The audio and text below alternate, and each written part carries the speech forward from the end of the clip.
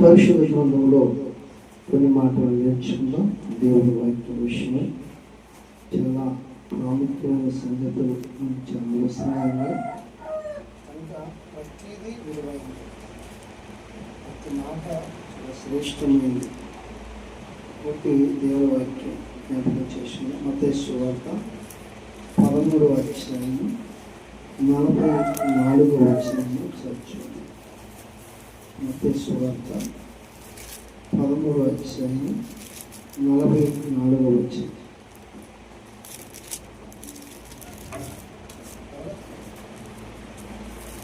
అధ్యాయము 44వ వచనం చదవండి.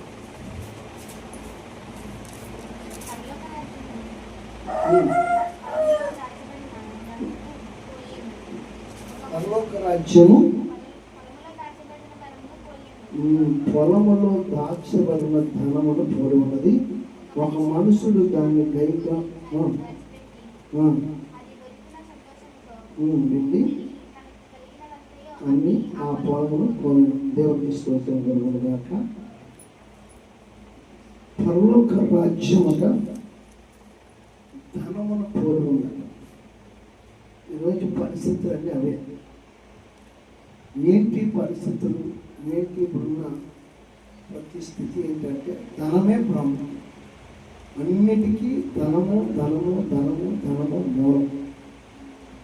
పరలోక రాజ్యాన్ని ధనముతో పోల్చడం దేవుడు చాలా ఆలోచన చేసి ఈ మాట పడుకుంటాడు. దేవుడికి స్తోత్రం. నిజానికి ఆవు గింజను పోల్చాడు, వలన పోల్చాడు. పరలోక రాజ్యమును గురించి ఒక వర్తకుని పోల్చాడు, ఒక స్త్రీని పోల్చాడు. ఇలా చెప్పుకుంటూ చాలా సందర్భాల్లో పరలోక రాజ్యం ఏ రీతిగా పోలి ఉందో అని చెప్పుకుంటూ వచ్చాడు. కానీ ఇక్కడ ఈ 13వ అధ్యాయంలో ధనమును పోల్చడమే ఆశ్చర్యం కలుగుతుంది. దేవుడికి స్తోత్రం. ధనం ఎవరికి చేయదు? ధనం ఉన్నవాడి జీవితంలో ఎప్పుడు సంతోషమే ఉంటుంది. ధనం ఉన్నంత కాలము ఆ వ్యక్తి లేదా కుటుంబం లేదా ఆ యొక్క జనాంగం లేదా పట్టణం లేదా దేశం పొదవలేనప్పుడు ధనం విషయంలో అది ఎల్లప్పుడూ కూడా సంతోషంగానే. ధనం ఏ రీతిగా ఉంటే ఆ దేశం సంతోషంగా క్షేమంగా ఉంటుందో పరలోక రాజ్యంలో ఉన్నవారు కూడా పరలోక రాజ్యంలో ఉంటే అలాగే నువ్వు సంతోషంగా ఉంటావు. అయితే ఇక్కడ ఇంకొక విధమైన ఆలోచన మనం చేయాలి. ధనము అన్ని కీడులకు కూడా మూలమే. కానీ పరలోక రాజ్యం కీడుల్లో నుంచి తప్పించి నిత్య సంతోషంలోకి నడిపించేదే పరలోక రాజ్యం. దేవునికి స్తోత్రం. ధనము ఒకవైపు నుంచి సంతోషాన్ని ఇస్తుంది, మరొక వైపు నుంచి కీడు కూడా కలిగిస్తుంది. ఒకవైపు నుంచి సంతోషం లోకముగా మనం ఆలోచిస్తే ఒక వైద్యం చేయించుకోవాలంటే ధనం కావాలి. అప్పుడు సంతోషంగా ధనం ఉండాలి. ధనం లేకపోతే ఏ వైద్యము చేయించు. మరొక వైపు నుంచి అదే ధనము కుటుంబంతో, బంధువులతో, స్నేహితులతో, రక్త సంబంధికులతో, తోటి వారితో గొడవలు కలిగిస్తుంది, అల్లర్లు పుట్టిస్తుంది, జగడములు పుట్టిస్తుంది. అదే ధనము మనిషిని చంపడానికి కూడా ఎక్కడ ఆలస్యము చేయదు. కాబట్టి చాలా విధాలను ఆలోచించి పరలోక రాజ్యములు ధనముల పోలి ఉండే విషయంలో చాలా జాగ్రత్తగా మాట్లాడాలి. దేవునికి స్తోత్రం. పరలోక రాజ్యము ఒక నిధి, ధననిధి. అది ఎక్కడ దొరుకుతుందంటే యెషయా గ్రంథం 45వ అధ్యాయంలో స్పష్టంగా అక్కడ రాయబడి ఉంటుంది. రహస్యాలలో మరుగైన ధనము, అంధకారంలో దాచబడిన నిధులు. యాకోబు 1:18లో కూడా రాయబడి ఉంటారు. 15 శ్రేష్టమైనటి ప్రతి పరసంబంధం ఈవు జ్యోతిర్మయ తండ్రి యొద్ద నుంచే. మరి జ్యోతిర్మయ తండ్రి ఎక్కడున్నాడు? పరసంబంధమైనటి పరలోకంలో ఉన్నాడు కనుక ఆయన దగ్గర నుంచే మనకి ప్రతి ఆశీర్వాదము రావాలి. ఈ ప్రతి ఆశీర్వాదమును గూర్చి పరలోక ధనాన్ని పోల్చారు. మన నిధి ఎవరు అంటే యేసు ప్రభువే. నీ నిధి నా నిధి. నువ్వు అటు ఇటు తిరుగులాడుతావు, కానీ నువ్వు ఎటు తిరుగులాడక్కర్లేదు. నిజంగా నువ్వు మోకరించి ప్రార్థన చేస్తే ఆయన ఒక్కసారి కనికర పడితే నువ్వు అడుగుతాం ధనం వచ్చావు. దేవునికి స్తోత్రం కలుగుతుంది. హల్లెలూయా. మన నిధి ఆయన. కాబట్టి ఆ నిధి ఎక్కడ ఉందంటే పరలోకంలో ఉంది. అందుకనే ధనాన్ని పోల్చాడు ఆయన. పరలోకంలో నేనే కదా ధనం, నిధిని నేనే కదా. ఈ భూలోకంలో ఉన్నటువంటి ధనమును పరలోక రాజ్యముతో పోల్చబడినటువంటి ఆసమాసైన పని కానీ.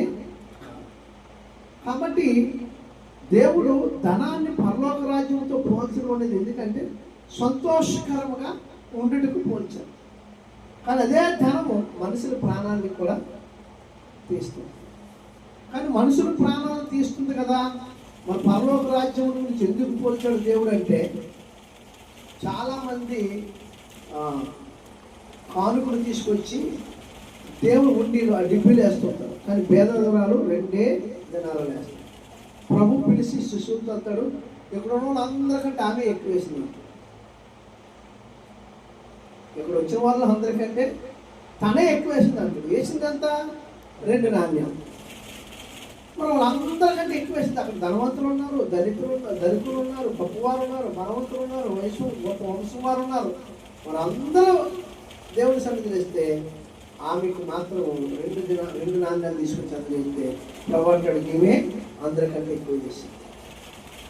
ఎందుకు వేసింది? ఎందుకు ఎక్కువ అంటే లేములో నుంచి తీసింది. ఏమీ లేదు ఆవిడికి. కానీ ఉన్న దాంట్లో నుంచి తండ్రి దేవుడికి తిరిగి తను ఇచ్చింది ఇవ్వటానికి ఇష్టపడ్డాడు. ధనవంతులు ఇష్టపడ్డాడు, సంపాదించుకోవడానికి ఇష్టపడ్డాడు. పరలోక రాజ్యమును సంపాదించుకోవడానికి ధనమును సంపాదించుకున్నట్టు సంపాదించుకోవాలి. ధనం కోసం నువ్వు ఎంత పరుగులెత్తుతావో, ధనం కోసం ఎంత ప్రయాసపడతావో, ధనం కోసం ఎంత కష్టపడతావో, అలాగనే పరలోక రాజ్యం కూడా సంపాదించుకోవాలి. అది ఆయన ఉద్దేశం. దేవునికి స్తోత్రం. ధనం కోసం రోడ్డు పోనీ సమరయ్య నడగచ్చతకు బాధేసి ఆ దొంగలు వారి చేతులు లాక్కెళ్ళిపోరు. అది కాదు అక్కడ సందర్భం. పరలోక రాజ్యం సంపాదించుకోవాలంటే ధనం ఏమి నీ ఎదురు సులువుగా రాదు. సులువుగా ఏమి ధనము మన దగ్గరికి ఏమి. మరి ధనం కావాలంటే ఏం చేయాలి? కష్టపడాలి. కష్టపడితేనే కానీ ఆ రోజు కూలి డబ్బులు రావు. పనివాడి జీతానికి పోతుంది. దేవుని స్తోత్రం. అలానే నిశ్చయముగా నీ చేతుల కష్టార్జితం అనుభవించదు అన్న. మరి చేతుల కష్టార్జితం అంటే ఏంటి? ఎంత పని చేస్తావు పని తగ్గ జీతం మాత్రం పొందుకో. పని చేయకుండా జీతం ఎవడిస్తాడు? యేసు ప్రభువు వారు ఈ మత్తయి సువార్తలో యోహను సువార్తలో కొన్ని మాటలు కొంతమంది చెప్తారు. కొంత పని వారిని పిలిచి నా తోటలో పనులు చేస్తారా అని అడుగుతారు. అనే చేతులు ఒక గంటకు ముందు కొంతమంది వస్తారు, గంట తర్వాత కొంతమంది, అలా కొంతమంది బయలుదేరి వస్తారు. మొదటి వారితో ఒక నిబంధన చేసుకుంటారు, నీకు ఎంత ఇస్తాను అని ఒక నియమం. ఆ తర్వాత వాళ్ళతో ఇంత ఇస్తాను అంటాడు. ఆ తర్వాత వాళ్ళతో ఇలా ఒక నియమం తీసుకుంటే ఈ మొదటి వాడు అనుకుంటాడు, మనం ఉదయం నుంచి చేస్తున్నాం కదా సాయంత్రం వరకు, వీళ్ళందరికంటే మనకే ఎక్కువ వస్తుంది అనుకుంటాడు. రాదు. ఎందుకు రాదంటే నువ్వు ఒక నియమం తీసుకున్నావు. నువ్వు ఇంత ఇస్తే నీ పని చేస్తాను, 2 గంటల నుంచి 2 గంటల వరకు. దేవుని స్తోత్రం. లేకపోతే నువ్వు ఇంత ఇస్తే ఈ పని ఏం చేస్తాను, అది పూర్తి అయ్యే వరకు. అవునా కదా? మరి అయ్యే వరకు చేయాలి. అంతేగాని వెనక వచ్చారు. ఆ యజమానికి కావాల్సింది ఏంటి? ఆ పని త్వరగా అవ్వాలంటే ఇక్కడ ఉన్న వాళ్ళు సరిపోరు కాబట్టి ఇంకొంతమంది తెచ్చుకున్నాడు. వాళ్ళ కూడా సరిపోలేదు, కొంతమంది తెచ్చుకున్నారు. వాళ్ళ వల్ల సరిపోలేదు, మళ్ళీ కొంతమంది తెచ్చుకున్నారు. అలాగా చివరి వరకు 1 గంట సమయంలో కూడా వెళ్ళి తెచ్చుకున్నాడు. మరి ప్రారంభ దశలో ఉన్న వాడికి గంట వచ్చిన వాడికి సమానంగా ఆ రెట్టింపు ధనం ఇవ్వాలంటే ఎట్లా అవుతుంది? నువ్వు ఏదైతే నిబంధన చేసుకున్నావో, ఏ ప్రమాణం అయితే చేస్తావో, ఏ తీర్మానం అయితే చేస్తావో ఆ ధనమే నీకు చెల్లుతుంది, ఇవ్వబడుతుంది తప్ప అధిక నుంచి రూపాయ ఇవ్వబడదు. అలాగే నువ్వేమిత్తుతున్నావో ఆ పంటే కోస్తావు. పరలోక రాజ్యం వెళ్ళడానికి, పరలోక రాజ్యం సంపాదించుకోవడానికి ధనమును సంపాదించినంత సులువు కాదు. ధనములు చాలా సులువుగా సంపాదిస్తారు తెలుసండి. కొంతమంది మాటలతోనూ, కొంతమంది చేతలతోనూ, కొంతమంది రకరకాల ఆలోచనలతోనూ, రకరకాల తలంపులతోనూ చాలా సులువుగా ధనం సంపాదించేస్తారమ్మా. ఏదో ఒక విధంగా మనుషులు ప్రలోభాలు పెట్టాం, ఏదో ఒక విధంగా మనుషుల్ని ఇబ్బంది పెట్టాం, ధనం చాలా ఈజీగా సంపాదించేస్తాం. దేవునికి స్తోత్రం. హల్లెలూయా. కానీ పరలోక రాజ్యం నువ్వెవరిని ప్రలోభాలు పెట్టినా, ఎవరికి నువ్వు ధనం ఇచ్చి కొనుక్కుందామన్నా, ఎవరికి నువ్వు దాచబడింది ఇచ్చి, ముత్యములు ఇచ్చి, బంగారం ఇచ్చి, ఏది ఇచ్చి నువ్వు చేయాలన్నా అది నీ ఎదురు మాత్రం బంగారం పరలోక రాజ్యం అవ్వదు, ధనము పరలోక రాజ్యం అవ్వదు, వెండి పరలోక రాజ్యం అవ్వదు, ముత్యములు కూడా పరలోక రాజ్యము. నువ్వెంత కొనిపెట్టుకున్న పరలోక రాజ్యము చేరుటకు మనం అపొస్తలుల కార్యంలో ఒక భక్తులు చూస్తాం. ఆయన పేరే ఫిలిప్పు.